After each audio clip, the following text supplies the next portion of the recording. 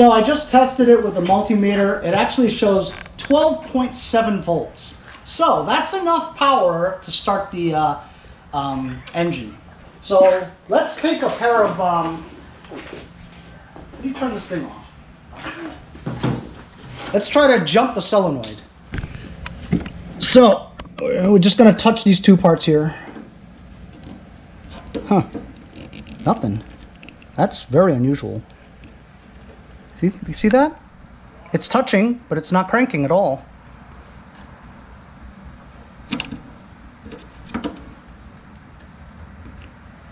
See, it's making contact, but it's not going. Which means, what does that mean? It means the solenoid's busted. So we're gonna change the solenoid. So here we have the solenoid. Got my tools with me.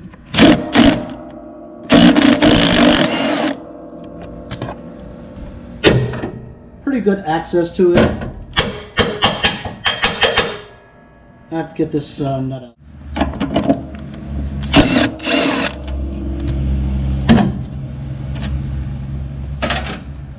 Two top nuts off to disconnect the power from the battery to the solenoid.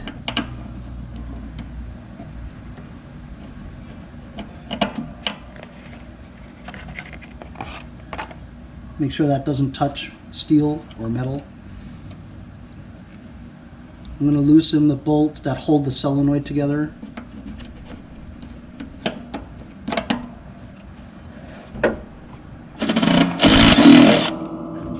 Okay, that's one. How is he sneaky? Yeah, where is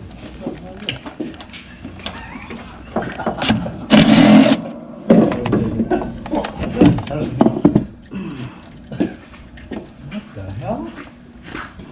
Professional.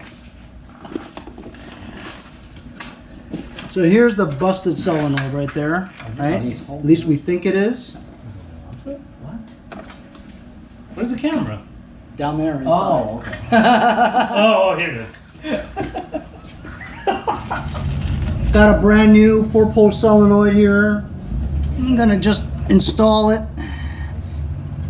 You gotta remember that one of these tabs is gonna be the trigger tab for the positive. The other one's gotta be patched to ground, which will be this thing here. Make sure this contact is clean for the negative ground. So I'll do it like that. And then put a ground strap to it too. Go into here. So I had to abandon trying to fix this because I didn't have enough tools here. Also, the two bolts that are supposed to hold the battery ground to the frame was stripped, and he absolutely had nothing close to any kinds of bolts and nuts that I needed to make a good ground of the battery. He had a bad ground, and it just doesn't seem like the circuit is going right because I just don't have the right bolts and stuff. But before I left, right, I'm very frustrated, but before I left, I wanted to see why he also complained that when he engaged the PTO, the blade would stop and it seemed like it was smoking from the belts, right? And I just flipped it on its side here, right? And we found out why. He has got a stick stuck here, which prevented the blades from moving. And while the engine was running, it was burning the belts because the blade was stuck in this position from this piece of wood there. So that's that problem. The other problem is getting the solenoid to work with the battery, and it doesn't seem like it's working. I think I might have to come back here with my van and bring this whole thing back home so I can work on it with ample tools and the nuts and bolts that I need to create a good ground on this frame. So this is to be continued.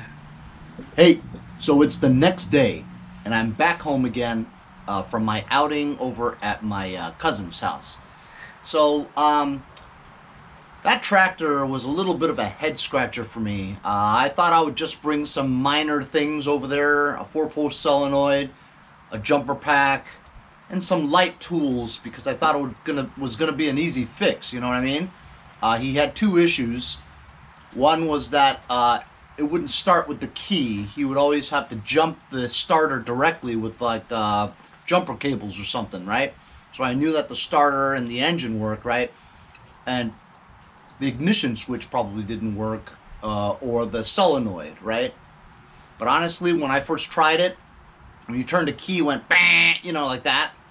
Usually that means that the battery is not strong enough to engage the solenoid to turn the starter, you know?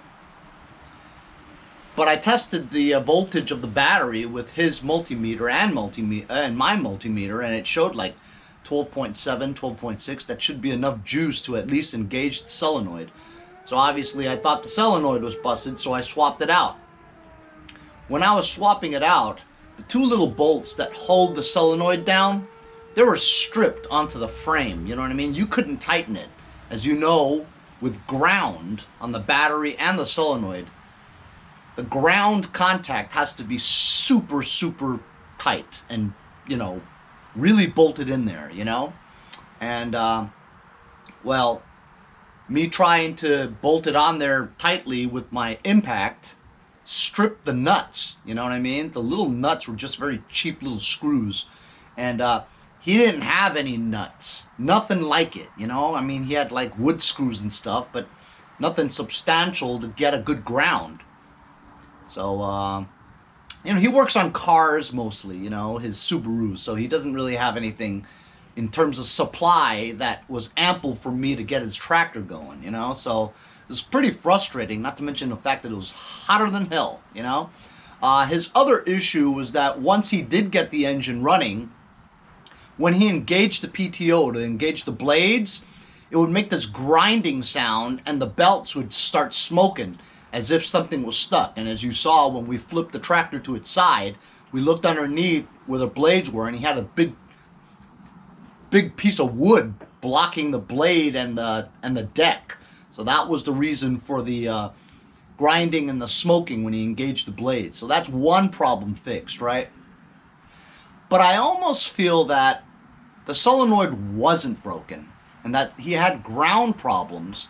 And I think that the battery was giving off a false surface reading, you know? Sometimes when a battery shows 12.6 through a multimeter, in reality, if you do a load test, right, the battery's probably dead. So I'm almost thinking that he needs a new battery, even though that battery was only about 1.5 years or something like that.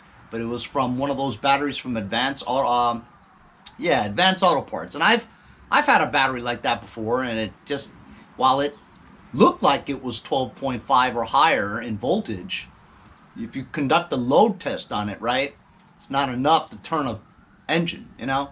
So I almost think it's that. So one of these days, unfortunately sometime soon, I might have to drive over to his house when he's at work.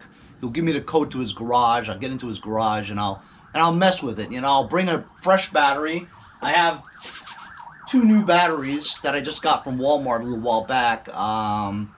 So those are new batteries. I'll bring a battery over. I'll bring nuts and bolts, you know, so I can secure the solenoid solidly on the frame.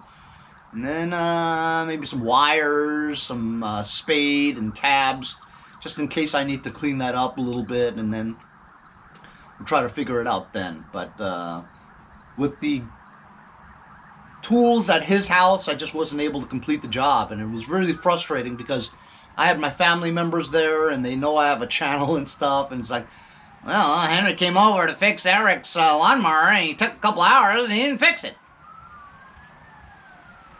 So a little bruising to my ego. It is what it is. What are you gonna do? You know, I wasn't gonna go out to a store and find screws. You know what I mean? Anyway, that was kind of a fail. You know what I mean? But the day really wasn't me going to fix his lawnmower. It was to hang out with my family. You know, my cousins from the West Coast. But you know, I gave it a go. Anyway, thanks a lot for joining me on this episode. We'll see you guys next time on Mowers and Blowers. Stay tuned for part 2 of my cousin's riding mower fix.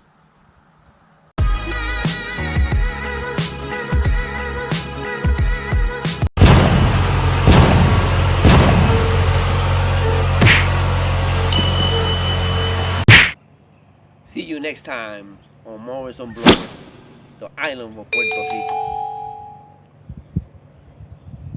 Hey, if you guys enjoyed the video, remember to give me a like. Also, comment below. Subscribe. Remember, it doesn't cost anything to subscribe. It's free, right? Also, hit that little bell. That way you'll get post notifications whenever there's a new video and you won't miss out on any of them.